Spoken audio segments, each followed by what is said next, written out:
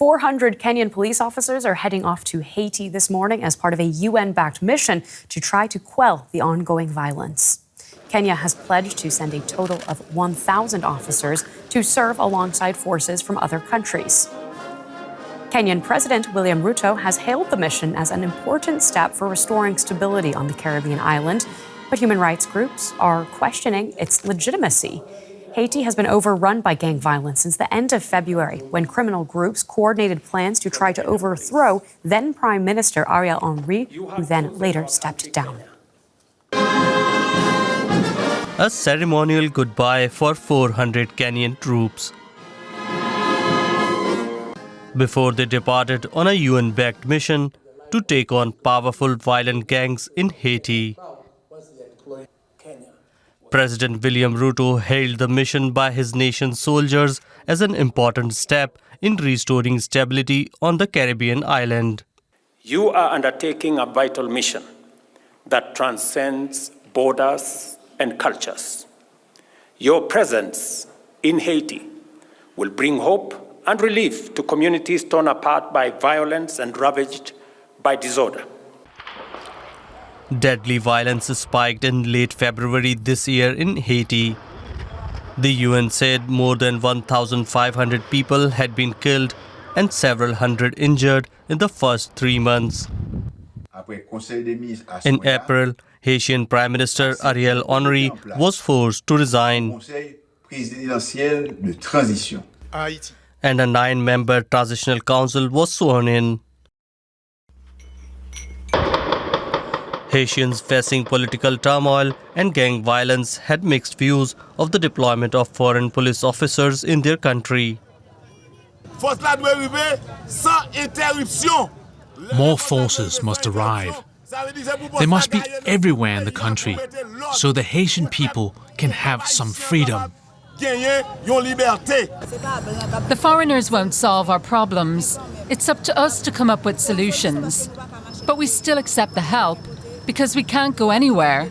We can't eat, people are sleeping in the streets, and children can't go to school. If they come to help us, I say yes.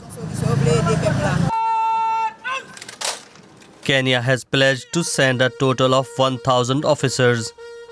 9 other nations, spanning the globe from Bangladesh to Barbados, said they would join the multinational mission.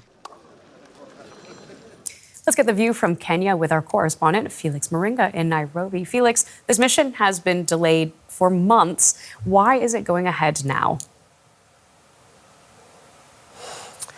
The mission of Kenya to Haiti is going ahead now because the president feels like Kenya has already gone above the bottlenecks that had been put in place.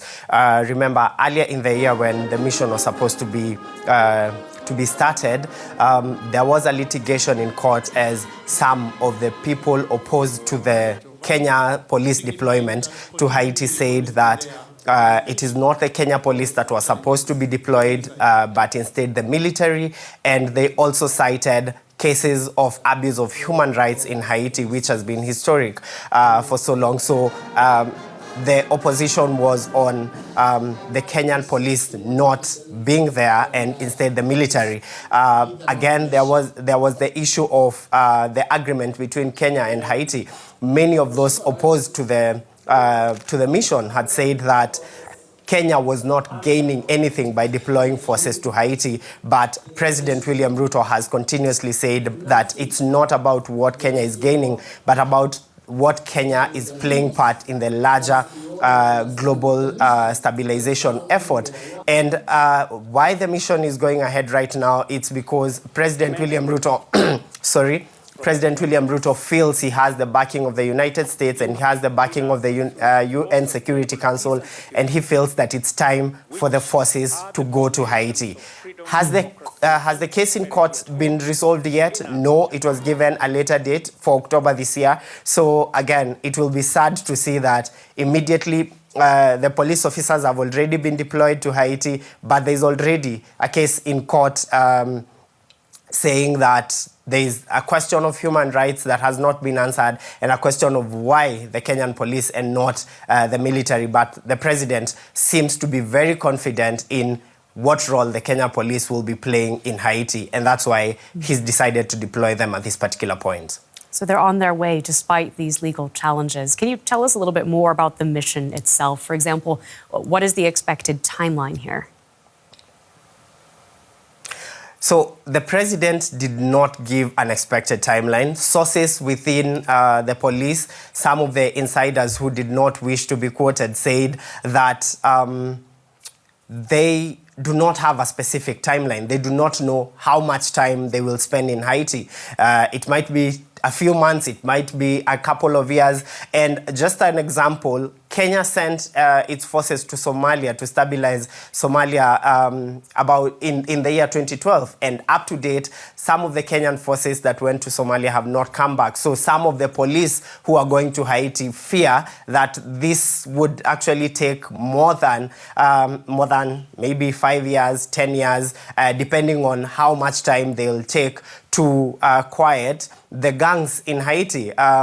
One of the gang leaders in Haiti, Barbecue, has been quoted as saying he's ready for the forces that will come. So Kenyan police do not expect an easier landing in Haiti. They expect to be met with force. They expect to be met by the gangs that have ravaged Haiti for so long. And it is not going to be an easy mission, although William Ruto, the president of Kenya, seems convinced that the Kenyan police leading this particular mission will go there, will be successful, and they will be coming home. But the timelines are not set clearly, and no one knows how hard that mission will be except the people who will get to the ground. And of course, news will be coming to us.